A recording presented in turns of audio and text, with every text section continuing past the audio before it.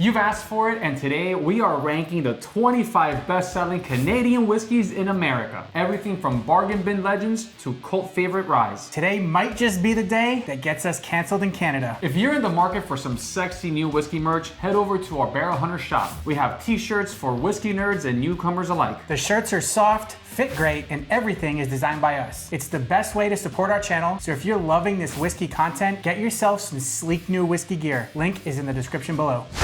In order to be called a Canadian whiskey, regulations state it must be made from a mash bill of cereal grain or cereal grain products, aged a minimum of 3 years in smaller wooden barrels, less than 700 liters, be mashed, distilled, and aged in Canada, and contain no less than 40% ABV. Canada has much more flexibility in what they can call a whiskey compared to other regulations like Scotch or bourbon. For example, Canadian whiskey isn't built off one big mash bill that you ferment and distill together. Instead, distilleries often take each grain, whether it's corn, rye, wheat, or barley, and run them through separate fermentation and distillation. Then they blend the mature components together into the final whiskey. And perhaps the most surprising thing about Canadian whiskey is the 9.09% rule. They are allowed to add caramel coloring and up to 9.09% of another spirit or wine, as long as what they're adding has been aged for at least 2 years in wood. So what may be considered a premium whiskey in Canada might just be a flavored whiskey in most other countries. But many distillers are also adding a lot of really cool and interesting products into their whiskey to make it something truly unique and special. You'll hear a lot of Canadians call their whiskey rye, even when it doesn't have a rye-heavy mash bill. It doesn't even have to have rye. It could just be 100% single malt and be called a rye whiskey. It's the weirdest thing ever. Kicking this list off at number 25, we've got Lord Calvert Canadian Whiskey. This just feels like bare minimum whiskey. You get a little sweetness in grain, but that's basically the entire experience. It doesn't build, it doesn't change, and it disappears almost immediately after the sip. If this showed up as a cheap mixer bottle, I tolerate it, but as something you'd actually choose to sip, it really doesn't earn a spot. That's why I gave it a 50. We're starting things off with a cheap whiskey that makes me feel empty inside. The flavors are muted, it drinks watery, and nothing sticks with you. It shows up, and then it just disappears. It's terrible neat, and it doesn't really bring anything to a cocktail either. It feels more like alcohol than whiskey, which is why I gave it a 25. Oh. With Ryan's very generous 50 and my 25, that averages out to a 38, which puts Lord Calvert in the F tier. Number 24 is Gooderham Worts 4 grain. Epic name, pretty good bottle. Sounds like a cross between a British pub and a venereal disease. And it probably is. It probably has 9.09% venereal disease. Even though it's still relatively low proof at 88.8, that's actually a nice step up from a lot of the Canadian whiskeys that sit right around 80 proof. It's balanced, easy to drink, and has just enough complexity to keep things interesting, which is why I landed at an 82. You do get a little more going on here than your typical light Canadian pour. Some sweetness, a touch of spice, and a fuller texture that makes it feel more intentional. The mix of column and pot still spirit gives it a bit more personality, and that small proof bump helps the flavors pop without making it too hot or aggressive. It's not trying to be a powerhouse bottle, but it's reliable and a nice upgrade from a lot of entry-level Canadian whiskey. That's why this landed at an 84 for me. Now together our scores average out to an 83, which puts Gooderham Worts 4 grain in the B tier. Up next at number 23, we've got Collingwood. Now, one of the biggest selling points of this bottle is that it's finished in toasted maplewood barrels, which sounds incredible on paper. You expect this rich, warm, dessert-style depth, but for me, it actually pushes the sweetness a little too far. It starts to feel more like flavored whiskey than natural whiskey character, and that throws off the balance. It's not terrible, but it ends up feeling more novelty than refined, which is why I landed at a 69. Ryan, I agree with you. Collingwood tastes more like a flavored whiskey than a complex pour. There was something about the sweetness that came across a little synthetic for me, and it didn't really feel like real wood influence or grain sweetness. It is interesting, so I'll give it that. If you like sweet whiskeys, this might be your jam, but for me, it's just okay. I scored it a 70. With your 69 and my 70, that lands us at a 70, and I guess I'm bringing Collingwood up to the C tier. That's what you do. That's what I do. I bring bottles up that belong there, and the other ones move on to the back of the line, baby. Number 22 is Royal Crest Luxury. The shape, the vibe, and the whole presentation of this bottle feels like it's trying to be premium, but it's not. Royal Crest Luxury tastes like a bottom shelf whiskey. Nothing stands out or feels distinctive. It's extremely forgettable, and I gave it a 60. Yeah, that's exactly where my head went to. There's a great Mitch Hedberg bit where he jokes about how we have turkey flavored everything. And he just tells the turkey, just be yourself, man. That's how I feel about Royal Crest. I feel like it's trying to be something else, and the liquid doesn't really deliver. It comes across forced instead of authentic, and that disconnect really hurt it for me, which is why I scored it a 59. With your 60 and my 59, that averages out to a 60, putting Royal Crest Luxury in the D tier, and you brought another one up. You know, this is one of those times that I regret bringing it up. Yeah? I kind of feel like I should have given it a 59. But I won't. I'm gonna stick with my 60. Attaboy. Coming in at number 21, we've got Tangle Ridge Double Cast. Now this one immediately reminded me of Collingwood for the same reason. The sweetness feels a little unnatural and pushed too far. Instead of tasting like natural grain and barrel influence, it starts drifting into this almost syrupy, dessert-leaning direction that throws the balance completely off. I don't mind sweetness in whiskey when it feels earned, but here it feels added on instead of integrated. It's drinkable, but I wasn't a huge fan. Giving this a 67. It's interesting because you don't often see Canadian distilleries really lean into a true double cask approach. So on paper, this sounds exciting. But once you blend in the sherry influence and that touch of vanilla, it ends up over sweetening the whiskey when it really didn't need it. The result feels a little heavy-handed and less balanced than it should be, which is why I am gonna give it a 65. With your 67 and my 65, that averages out to a 66 for Tangle Ridge Double Cask, putting it in the D tier. Number 20 on our list is MacNaughton. This thing is cheap. You can regularly find this thing for under $10 and it absolutely drinks like it. It's thin, simple, and very one note. It's basically built to be a hit at a frat boy party, and that's about it. There's nothing here that feels refined, but at this price, you know exactly what you're signing up for. Keeping my expectations where they should be for a $10 whiskey, there are actually worse tasting bottles on this list. Because it's serviceable for a budget whiskey, I'm gonna give it a 65.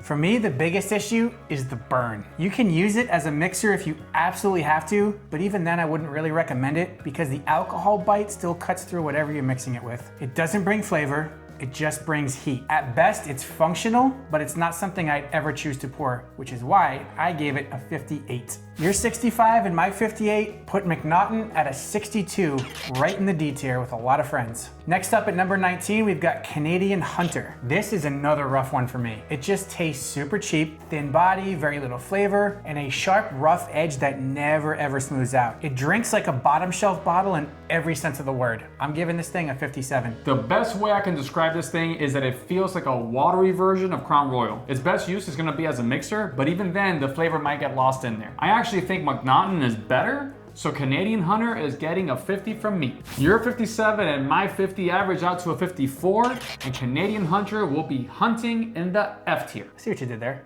You like that? Yeah, like Duck Hunt, but just terrible. Number 18 on our list is JJ Renfield and Sons 8-year. This one lands pretty squarely in the middle for me. You can tell the age helps because it's a little more rounded and a little less sharp than a lot of the bottom shelf Canadian bottles that we've already mentioned. It's another one of these sweeter whiskeys that seem to have taken advantage of the 9.09% rule. You get molasses notes, fruit, and a little spice, which is more than I can say for the last few bottles that we've covered. I'm gonna give it a 74. The 8-year age gives it a little more maturity and balance than the cheaper stuff. It actually tastes like it spent some real time in wood. The flavors are simple but clean. Mild sweetness, gentle oak, nothing rough or aggressive jumping out. At the same time, there's nothing here that really excites me or makes me want to seek it out again. It doesn't really move the needle either way. That's why this sat right at a 70 for me. Your 74 and my 70 average out to a 72, and JJ Renfield and Sons 8-year finds itself in the C tier. Up next at number 17, we've got Jaan. This one is positioned as a premium Canadian whiskey, but for me, it lands more in the middle of the road. That said, I do appreciate that it brings something different to the table. You get these unique herbal and slightly tropical notes that you don't usually find in Canadian whiskey. I respect the creativity, I just don't think it fully delivers at that level, which is why I gave it a 73. Oh, Ryan, this is where I'm gonna slightly disagree with you. The uniqueness really comes from the barrels. It's aged in casks that previously held pond liqueur, which gives it that sweetness and herbaceous character. You definitely don't taste this every day, and that alone I think is enough reason for you to try this at least once. It's interesting more than alluring,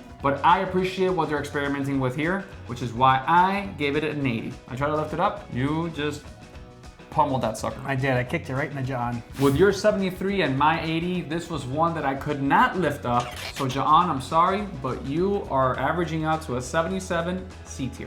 Number 16 on our list is 3 Fingers High 12-year sherry finished. I was genuinely excited to try this because anytime I see sherry finish, I'm expecting those classic red fruit, raisin, and richer dessert-like notes. But here, that never really showed up for me. It came across pretty thin and underwhelming, and the sherry influence felt muted. In fact, I don't think I've ever tasted a 12-year whiskey that tasted so watered down.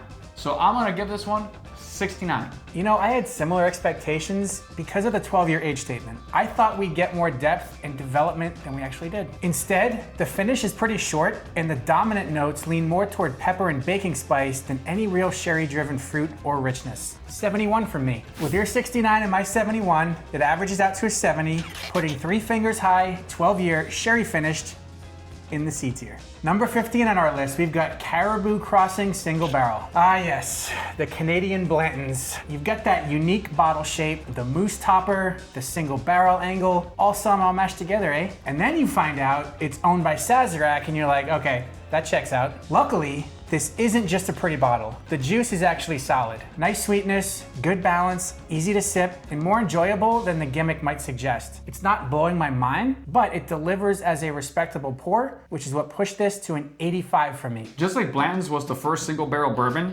Caribou Crossing was the first single barrel Canadian whiskey. It still can be a little tricky to find depending on your market, but when you do, it's usually a very good, reliable bottle. I recommend it for someone who wants to step up from the basic Canadian blends. It's not a must-hunt unicorn for me, but it's still a very good, enjoyable pour, which is why it landed at an 89 for me. Between your 85 and my 89, that averages out to an 87, placing Caribou Crossing Single Barrel in the B tier. Number 14 is Bearface Triple Oak. What really makes Bearface Triple Oak stand out is the way it's aged. It spends time in 3 different types of casks, and each one brings something different to the party. You get sweetness and vanilla from the bourbon barrels, some fruit and richness from the wine casks, and a little extra spice and structure from the Hungarian oak. That layered barrel influence gives this way more personality and depth than most Canadian whiskeys. That is why Bearface earned a 92 from me. This is a huge step up from a lot of the bottles we've already talked about. The 7-year age statement gives it some real depth, and the extreme climate swings in Canada really help pull bold flavors out of the wood. You get good richness, solid oak presence, and a balanced complexity, and honestly, how can you not love the bear claw marks on the bottle? All of that together is what pushed this to an 87 for me. With your 92 and my 87, that averages out to a 90, so Bearface Triple Oak officially becomes our first A-tier bottle of the day. Bearface, you could thank me later, or just send me a bottle of the good stuff, because this is some yummy, yummy goodness. Number 13 on our list, we've got Pike Creek 10-year rum finish. This is a solid bottle, especially with a 10-year age statement. But what held it back for me was how overpowering the rum finish can get at times. Now, I don't mind a rum finish when it adds a little extra fruit or sweetness, but here it leans a bit too sweet and starts to dominate the profile instead of complementing it. You still get good maturity and structure underneath. It just feels slightly out of balance for my palate, which is what ultimately pushed this to a 79 for me. I actually really enjoyed the fruit and vanilla notes on this one, and the sweetness from the rum finish actually worked for me. It's easy to drink, approachable, and definitely pleasant from start to finish. That said, it never quite delivered a wow moment that made me want to move it to a higher tier. It's a good bottle, just not a standout, so I am gonna give it an 81. Between your 79 and my 81, that averages out to an 80, placing Pike Creek 10-year rum finish just barely in the B tier. You know, we've been close all day. We haven't been in sync yet, though. This is odd for us on a tier list. It is. It's like Canada's keeping us apart. Like, what's happening here? Canada, bring us close together. What are you doing? Please.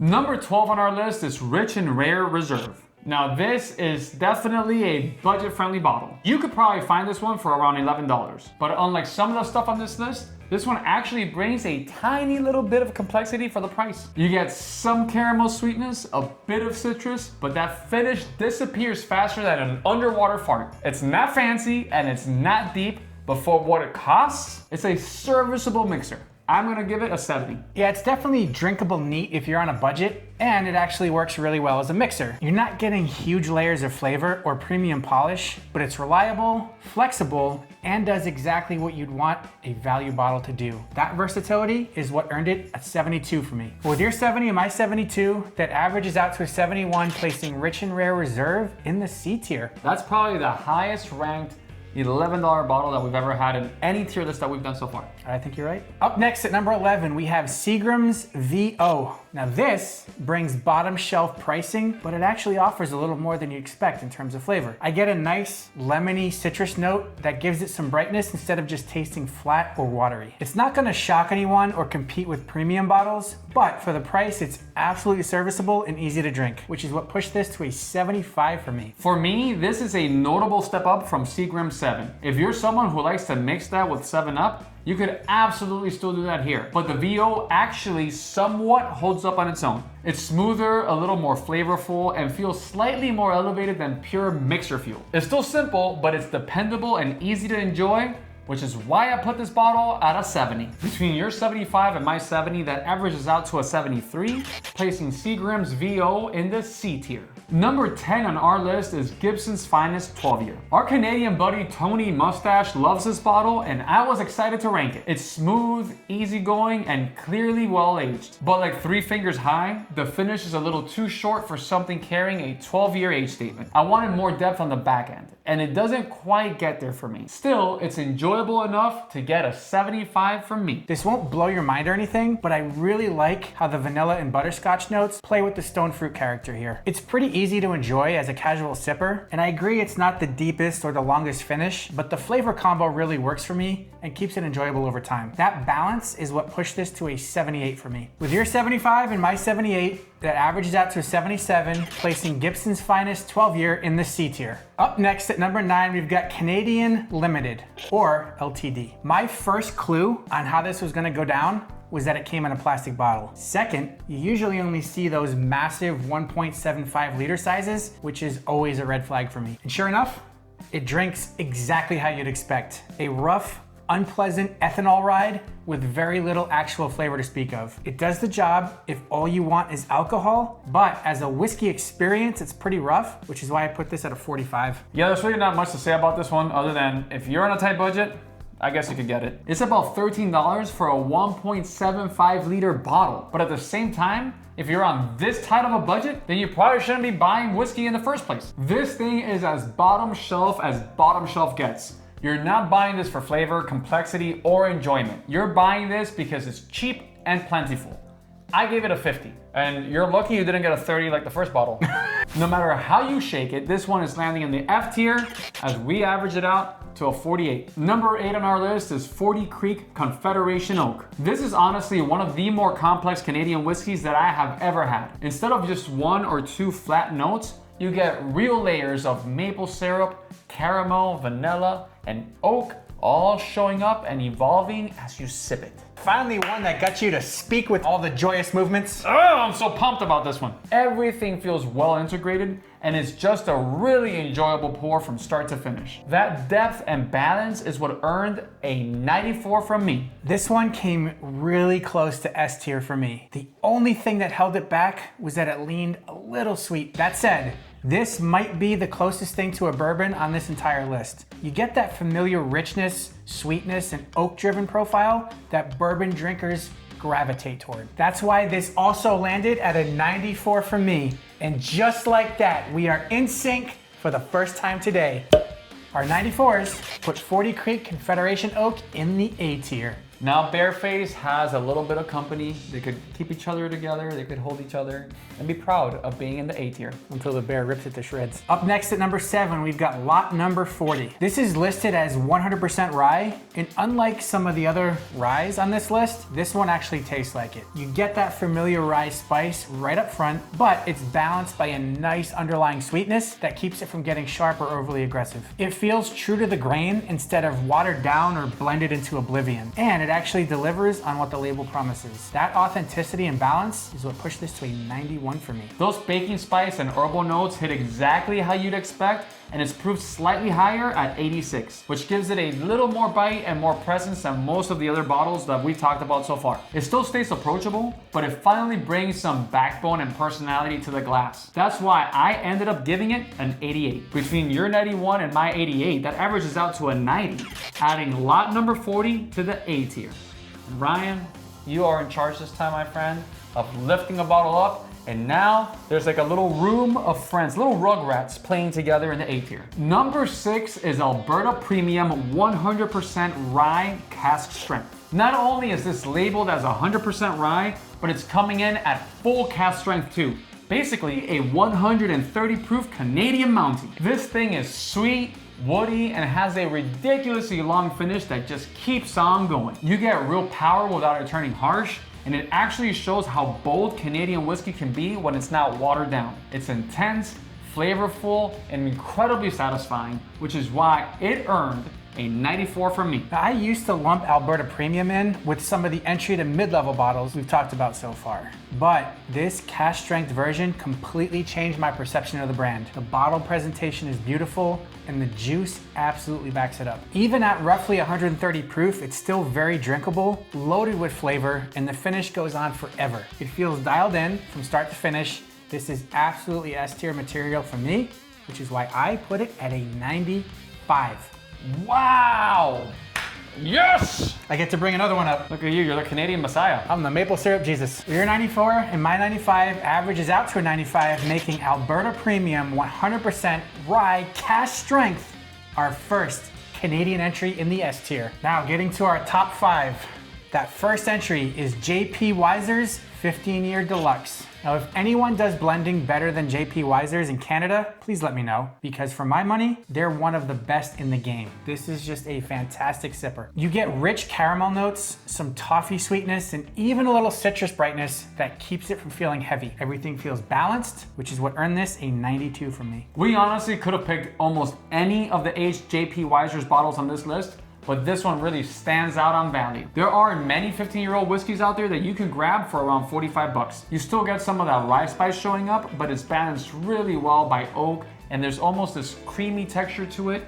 It feels mature, polished, and way more expensive than it actually is. Another big win for Canadian whiskey, which is why I gave it a 91. Between your 92 and my 91, that averages out to a 92, placing JP Wiser's 15-year Deluxe in the A tier. Number 4 on our list is Canadian Mist. And just when we're trying to get into a roll here with these wonderful Canadian whiskeys, in walks Canadian Mist to absolutely ruin the party. It tastes hot and thin and never really settles into anything pleasant. Honestly, I couldn't wait to just pee it out. That whole experience earned this terrible bottle a 45 for me. Our dislike of this bottle is completely matched. It reminds me of that Jim Gaffigan Hot Pocket joke. There should be a sign on it that says, insert directly into toilet. You could say that Canada really missed the mark with this one. I also gave it a 45, so we are at least in sync. You and your terrible jokes, and we're still in sync. Our 45s put Canadian Mist in the bottom of the F tier toilet bowl. Up next at number 3, we've got Black Velvet Original. Black Velvet just instantly gives me college frat party feelings. Now, most of us probably have a bad memory tied to this bottle, and honestly for good reason. It's cheap, it's everywhere, and that's the perfect recipe for bad decisions. It's hot and thin, nothing feels enjoyable. If I'm being generous, its best use might be as an antiseptic if you get a cut. Not something you actually want to drink, which is why this ended up at a 42 for me. Black Velvet reminds me of my beautiful wife, because that's her favorite karaoke song. And just like her singing, Black Velvet Original is terrible. I know this is technically a whiskey, but the way people actually use it reminds me a lot more of Southern Comfort. It's best used as a mixer. And even the black label gives me Soko vibes. Heaven Hill owns this brand now, but trust me, if you're reaching out for a black label from Heaven Hill, stick with Evan Williams instead. I am gonna give this flavored toilet water a 40. I think toilet water might be better. Maybe so. Maybe so, especially the ones that have the little mint inside of it. The urinal cake? You're not supposed to eat that. Oh, you're not? No. Oh. With your 42 and my 40, that averages out to a 41, placing Black Velvet Original way down in the F tier. And now our number 2 best-selling Canadian whiskey in the United States is Canadian Club 100% Rye. Here's another bottle labeled at 100% rye, but unlike lot number 40 and Alberta Premium, This one just doesn't deliver the right goods. It's affordable at around $20 to $25, and as the price point suggests, Canadian Club is best used as a mixer. The spice and punch you expect from a rye never really show up in a meaningful way, so it ends up feeling flat and underwhelming. I gave it a 60. This was disappointing given the 100% rye label. And to be fair, Canadian Club does have some decent higher age statement bottles, but this one doesn't really showcase what rye can do. A lot of Canadian Club's recognition comes from its popularity during US Prohibition, and it's kind of carried that legacy forward ever since. The brand history is cool, the liquid here just doesn't live up to that reputation, which is why I landed at a 62. Between your 60 and my 62, that averages out to a 61, putting Canadian Club 100% rye in the D tier. Our #1 best-selling Canadian whiskey in the US is Crown Royal Deluxe. If you watched our best-selling whiskeys in America video,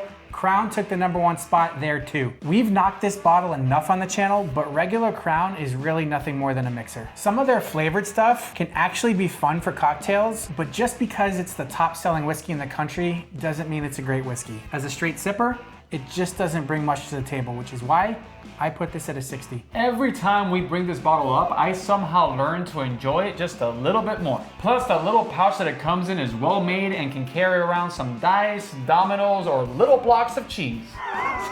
Is that what you're using it for? Yeah, that's You what just carry cheese around the neighborhood? That's what I do. Who doesn't? Okay. You'll see Crown at almost every bar and liquor store in America, and it's everywhere because it's easy drinking, familiar, and mixable. For $25, you can get yourself a nice little sack with a complimentary bottle of whiskey. That's okay in my book, and I'm gonna give Crown Royal Deluxe a 79. What? Yes, between your 60 and my 79, Crown Royal Deluxe averages out to a 70, earning itself just barely a spot in the C tier. Damn, you really brought that one up. I sure did. I feel like it belongs in the C tier, to be fair. Maybe it could be a little bit lower, maybe a little bit higher, but I think that right in the middle is where Crown Royal belongs. What do you guys think? What do you think of Crown Royal? What tier should it be in? If you enjoy content like this, please consider subscribing. And if you want to go the extra mile, join our Patreon. We have a ton of really cool whiskey perks that you can't find anywhere else. And keep that tier list train rolling by clicking one of the other rankings on the screen. Until next time, cheers.